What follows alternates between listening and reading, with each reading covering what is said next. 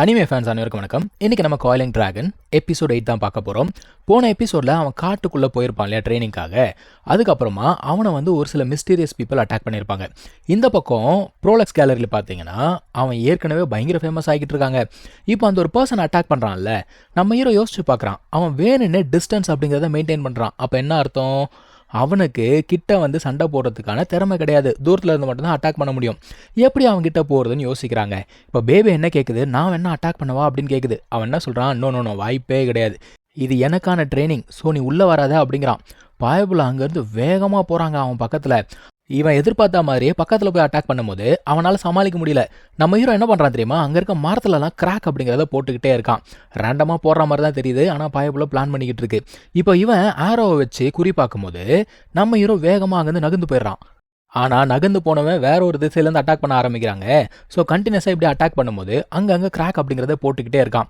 இவனுமே எதிர்த்து அடிக்கிறான். ஒரு அட்டாக்ல நம்ம ஹீரோ கீழே விழுந்துடுறான். விழுந்தா கூட கையில் இருக்க சிசலை வச்சு அடிச்சிடறான். இந்த மனுஷன் என்ன சொல்கிறான், இங்கே பாரு, நீ என்ன தான் பண்ணாலும் சரி, உன்னை விட ஸ்ட்ராங்காக இருக்க ஒருத்தனை உன்னால் ஒன்றுமே பண்ண முடியாது. இங்கே பாரு, உன் அகாடமியில் இருக்கவங்களாம் என்ன நினச்சிட்டு இருக்காங்க, நீங்கள்லாம் ஏதோ பயங்கரமான ஸ்பெஷல் நினச்சிட்டு இருக்காங்களா? இப்போவே உயிர் பிச்சை கேளு, போனா போதும் உன்னை உயிரோட விடுறேன் அப்படிங்கிறான்.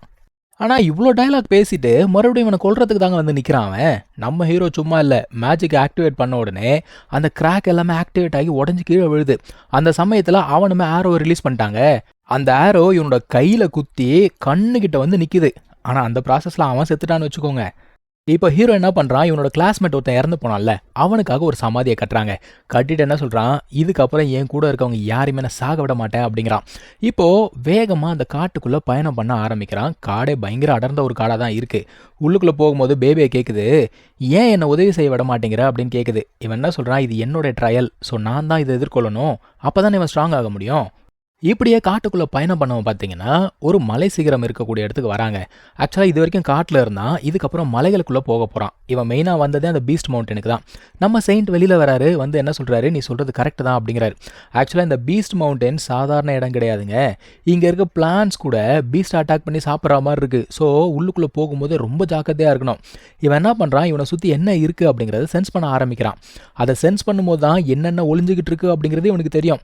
இவன் என்ன சொல்கிறான், இங்கே இருக்கிறது எல்லாமே லோ லெவல் க்ரீச்சர்ஸ் அப்படிங்கிறான். அவர் என்ன சொல்கிறாரு, அவசரப்படாத, ஒரு சில ஹை லெவல் க்ரீச்சர்ஸ் என்ன பண்ணோம், பல்ல தோண்டி உள்ளுக்குள்ளே இருக்கும், கண்டே பிடிக்க முடியாது. அது மட்டும் இல்லாமல் செயின்ட் லெவல் க்ரீச்சர்ஸ் இருக்குது பாரு, வேஷத்தை மாற்றிக்கிட்டு உன் பக்கத்தில் சுற்றிக்கிட்டு இருக்கோம், ஜாக்கிரதையாரு அப்படிங்கிறாரு. சொல்லிக்கிட்டே இருக்கும்போது அந்த பூமியே பயங்கரமாக நடுங்க ஆரம்பிக்குது. உள்ளுக்குள்ளே இருந்து ரைனாசரஸ் மாதிரி ஒரு பீஸ்ட் மேலே வருதுங்க.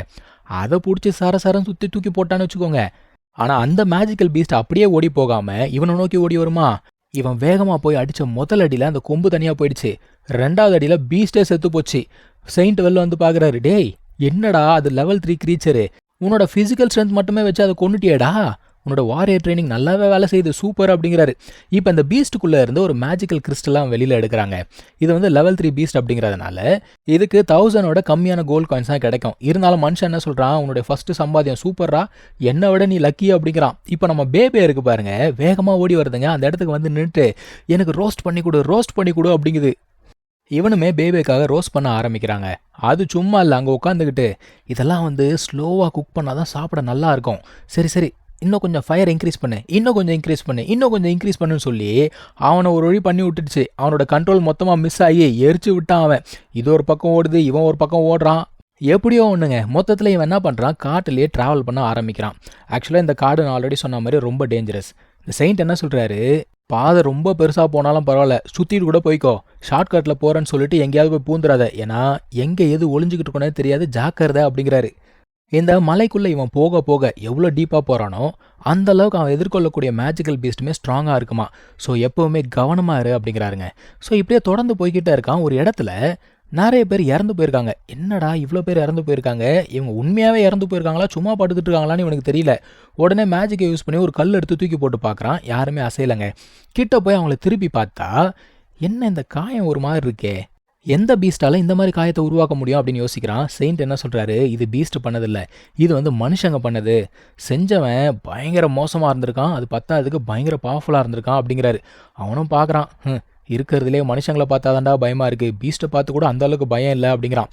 மனுஷன் உடனே என்ன சொல்கிறாரு, முதல்ல இங்கேருந்து கிளம்பு, ஏன்னா இந்த ஸ்மெல்லுக்கு ஏகப்பட்ட பீஸ்ட் இங்கே வரும் அப்படிங்கிறாரு. அவர் சொல்லி வாய முடியலங்க. ஏகப்பட்ட உல்ஃப் அந்த இடத்த சுத்து போடுது. இது எல்லாத்தையுமே விண்ட் உல்ஃப் அப்படின்னு சொல்றாங்க. இந்த உல்ஃப் வந்து சாதாரண உல்ஃப் கிடையாது. இதோட இன்டெலிஜென்ஸ் அப்படிங்கிறது வேற லெவலில் இருக்குமா. பயங்கரமாக கோஆர்டினேட் பண்ணி அட்டாக் பண்ணக்கூடிய திறமை இருக்கான். அது மட்டும் இல்லாமல் இந்த உல்ஃப் பேக் இருக்கு பாருங்க, அதுக்கிட்டலாம் மாட்டினா சோலி முடிஞ்சிச்சு அப்படின்னு தான் சொல்லணும். ஆனால் இந்த இடத்துல இருக்கிறது எத்தனை? 5 தான். நம்ம ஹீரோ உடனே என்னோட ஸ்ட்ரென்த்தை நான் டெஸ்ட் பண்ணி பார்த்துக்க போறேன்னு சொல்லிட்டு கீழே குதிச்சு சண்டை போட ஆரம்பிக்கிறாங்க. ஆக்சுவலாக இவன் இந்த மவுண்டனுக்கு வந்ததுக்கு காரணம் என்ன? சண்டை போட்டு அவனுடைய திறமையை வளர்த்துக்கணும் அப்படிங்கிறதுக்காக. ஸோ பீஸ்ட்டை பார்த்தா கண்டிப்பாக உள்ளுக்குள்ளே இறங்கி சண்டை போட தான் செய்வான். அதுக்காக தான் நான் வந்திருக்கான்.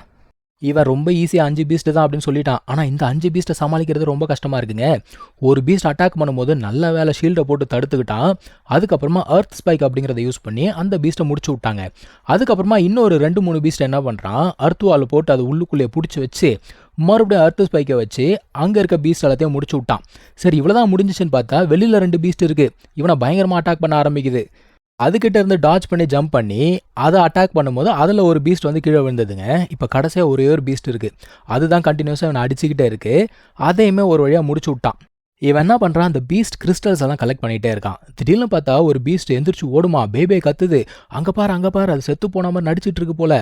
அதை விடாத அப்படிங்கிறாங்க. ஏன்னா இது போயிட்டு எல்லா பேக்கையும் அலர்ட் பண்ணிச்சுன்னா இவங்களுக்கு மிகப்பெரிய ஆபத்து.